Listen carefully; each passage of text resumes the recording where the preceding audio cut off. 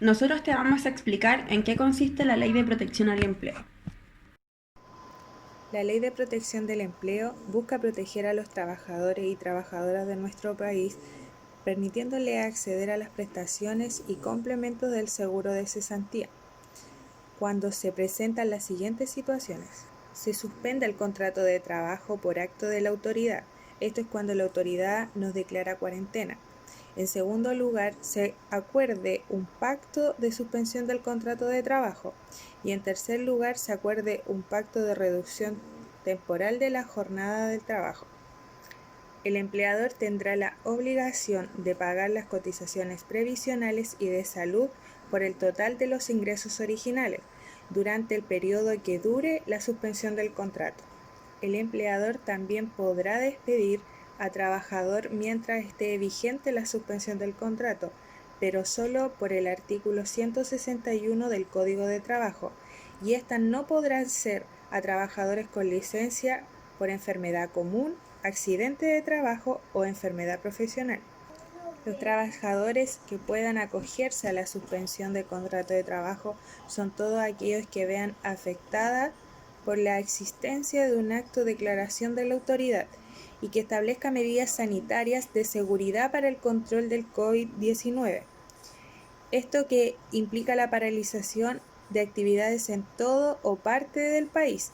Por ello, impida la prohibición total a sus trabajadores en prestar los servicios para los cuales fueron contratados, estando estos trabajadores afiliados al seguro de desempleo de la ley número 19.728. ¿De dónde se obtiene el dinero para realizar el pago a los trabajadores? Este dinero se obtiene desde las cuentas individuales de cada trabajador, que tiene que estar afiliado al seguro de cesantía. Si este recurso se llegara a acabar, hay un seguro de cesantía solidario, el cual tiene un tope mínimo y un tope máximo. Una vez que este beneficio sea aprobado, el trabajador recibirá desde la AFC su pago mensual, el cual corresponde a un porcentaje de su remuneración. Aquí te mostraremos un cuadro explicativo del pago mensual con sus porcentajes respectivos. ¿En qué fecha se realizará el pago? Si un trabajador ha finalizado su relación laboral en marzo y su empleador ha realizado la solicitud hasta el 23 de abril, su pago se realizará el día 30 de abril. ¿Cuánto durarán estos pagos? Se pagarán mientras se extienda la suspensión laboral y hasta que se agoten los fondos individuales del trabajador. A los trabajadores con contrato indefinido se les pagará por un periodo de 5 meses y a los trabajadores con contrato a plazo fijo, servicio u obra se les pagará por un periodo de 3 meses. ¿Quién, cómo y cuándo debe realizar la solicitud de pago para los trabajadores? El empleador es quien debe completar la solicitud, que estará disponible en www.fc.cl ingresando con la clave que usa como empleador en Previred. En la solicitud, el empleador deberá hacer una declaración jurada simple, dando cuenta que él o los trabajadores respecto de los cuales se realiza la solicitud no están excluidos de este beneficio, junto con la información necesaria para efectuar el pago correspondiente a cada trabajador. El empleador será personalmente responsable de la veracidad de las declaraciones del documento. ¿Cuáles son las consecuencias para los empleadores que falsifiquen información o suscriban indebidamente solicitudes de beneficios de la Ley de Protección del Empleo? Las sanciones recaerán sobre los empleadores que sean personas jurídicas responsables de los delitos que fueron cometidos directa e inmediatamente en su interés o para su provecho, si tales delitos fueron consecuencia del incumplimiento de sus deberes de dirección y supervisión. Las nóminas de trabajadores a inscribir se podrán entregar de manera presencial en las sucursales de AFC Chile. No.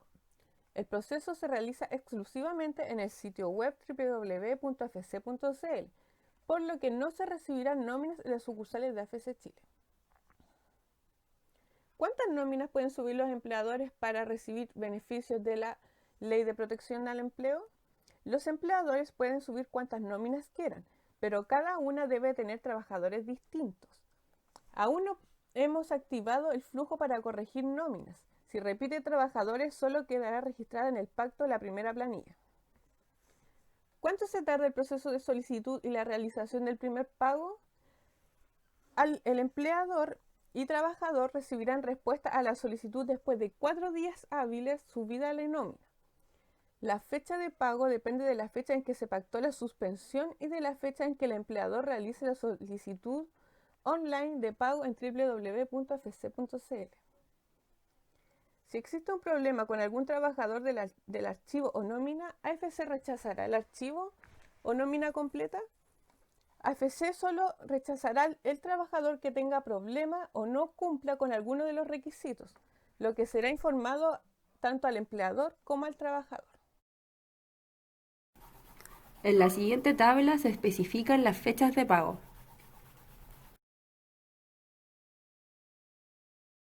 ¿Dónde deben realizar el trámite las trabajadoras de casa particular que se acogen a esta ley?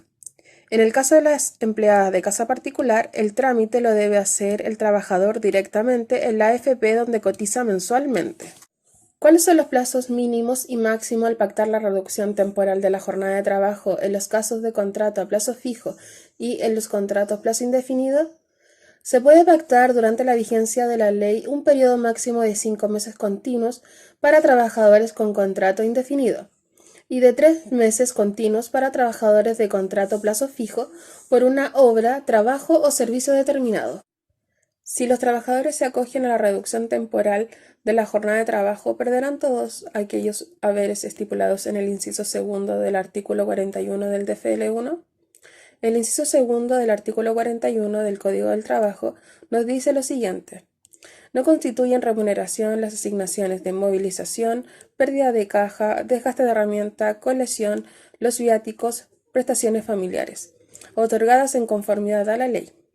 Las indemnizaciones establecidas en el artículo 163 y las demás que proceda a pagar al extinguirse la relación contractual, ni en general las devoluciones de gastos en que se incurra por causa del trabajo.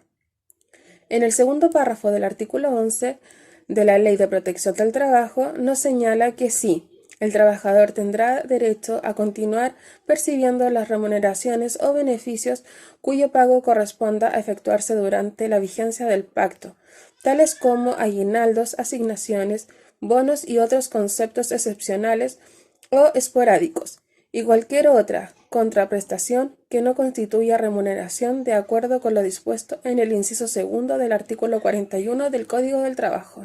¿Cómo se tramita la reducción temporal y qué debe contener para dicho pacto? Artículo 12 indica que el pacto de reducción temporal de la jornada de trabajo deberá suscribirse preferentemente de forma electrónica a través de la plataforma en línea habilitada por la Dirección del Trabajo con un anexo al contrato de trabajo con las siguientes estipulaciones: individualización de las partes con indicación del rol único tributario del empleador y rol único nacional del trabajador e información necesaria para materializar el pago del complemento a que se refiere la presente ley que realizará la Sociedad Administradora de Fondos de Cesantía. Duración y fecha de entrada en vigencia del pacto. Promedio de las remuneraciones imponibles fijas y variables devengadas por el trabajador en los últimos 3 meses anteriores completos a la celebración del pacto. Jornada de trabajo reducida. Porcentaje de la reducción de la jornada de trabajo convenida. Declaración jurada del empleador respecto a que se cumplen los requisitos establecidos en el presente título para la celebración del pacto de la reducción temporal.